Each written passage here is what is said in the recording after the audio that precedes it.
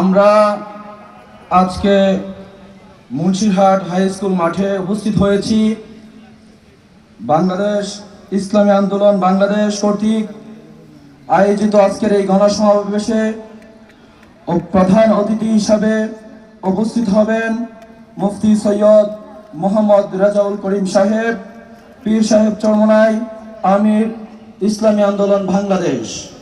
হুজুরের আগমনে আমরা আনন্দিত, হুজুরের আগমনে আমরা আনন্দিত। দুবরাবাসী কি খুশি? আওয়াজ তুলতে হবে, হুজুরের আগমনে আমরা আনন্দিত।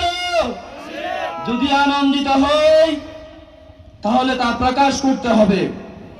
আমাদের রেজাউল করিম সাহেব হুজুর এই বাংলাদেশের জন্য, এই বাংলাদেশের জনগণের জন্য কতটুকু করেছেন তা আমরা সকলে জানি। তো এই 24শে গণঅভ্যুত্থানে যার নেতৃত্বে হাজার হাজার উলামায়ে কেরাম রাজপথে রক্ত দিতে মুহূর্তের মধ্যে প্রস্তুত নিয়েছিল, সেই রেজাউল করিম সাহেব আমাদের আজকে